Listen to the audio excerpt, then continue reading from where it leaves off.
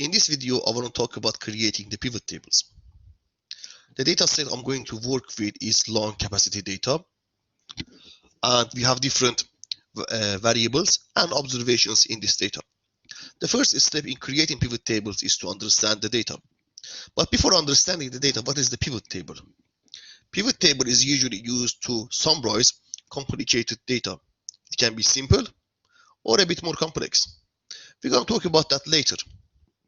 Let's come back to understanding the data. Then we're going to generate a pivot table, and we're going to talk about different details of that. Line capacity is the first variable, and different observations below.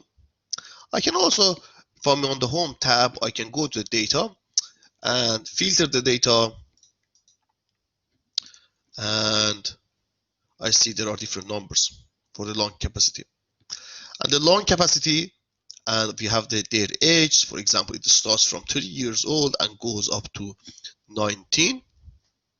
Height of people starts from 45, goes up to 81. If they are smoking or not, which is obviously answered by yes or no, and their gender, again answered by yes or no, and if they had a cesarean or not. Beautiful. Let's create the pivot table. For creating a pivot table, what I'm gonna do is firstly, I'm gonna activate a cell inside the data set.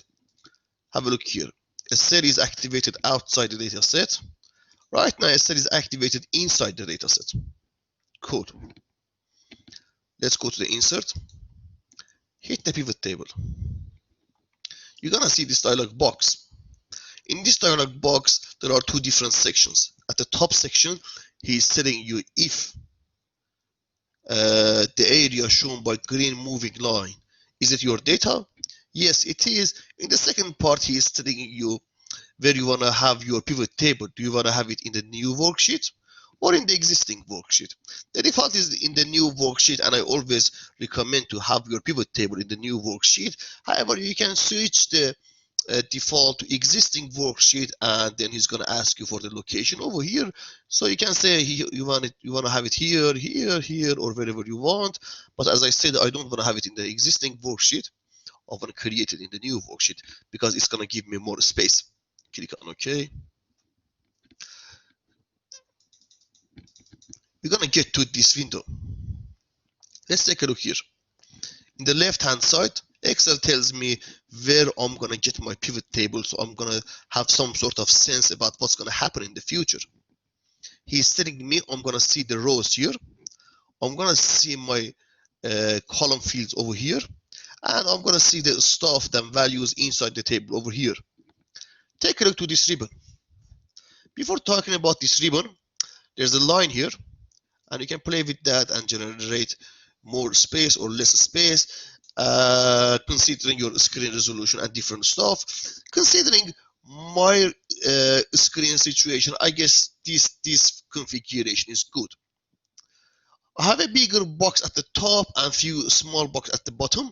I can also, you see this this line, I can also play with this and get more space over here or less space. And again, I guess this configuration is good right now. What do I have at the top? He is telling me he understands these 6 are my variables: long capacity, age, height, and etc. If I come back to the previous page, I see these are yes, these are my variable names.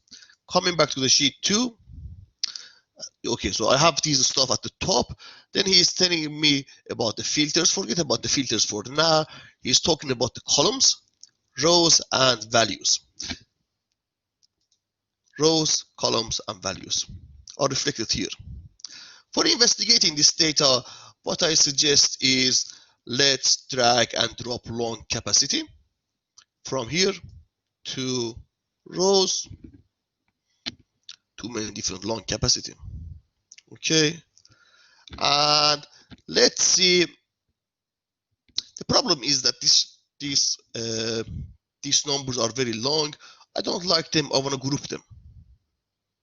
If I click on this drop down menu, I see my long capacity starts from 0.5 and goes up to 14.64. Let's group them. For grouping them, what I'm gonna do is I'm gonna right click in the first number and this menu will appear. There's a grouping option in the middle. Click on that. He's telling me your starting point, your starting data is 0.5 and it goes up to 14, and he's suggesting me to group them by steps of 1. The steps of 1 is actually good. However, I don't like them to I don't like it to start from 0.0, 0.5. Let's change it to the 0, and let's change this one to 15, and steps of 1 are good, or maybe I can change it to steps of 3. Okay, so line capacity from 0 to 3, from 3 to 6, 6 to 9, and so on.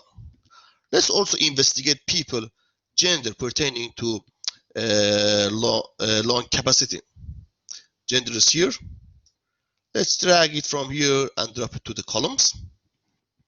Females and males. Drag it from here and drop it here. Count of gender. So I can see there are 24 people with this most long capacity, 24 females and 13 males. And when the long capacity goes up, the number of males is higher. Okay, I can also investigate if they are smoking or not. I can drag it here and one more time to here. So count of gender, count of smoke. Can you see this different information here? You know, this is an example of a complicated pivot table. It's also very complicated to even get interpreted. Let's get rid of this. This time let's drag and drop height to the values. Let's see what is the average of height of people with different long capacities. Drag and drop it here. The default is on sum. I can change the default of sum to average. For doing that, I have to go to value field settings. Click on that. There are different functions which are listed here, starting from sum, count, and average. I can switch it to the average. Beautiful. And different numbers appeared here. So for example, I see the height of people increase as their long capacity increases, which is pretty simple, which is pretty observable in this example. This starts from 50 and goes up to 75.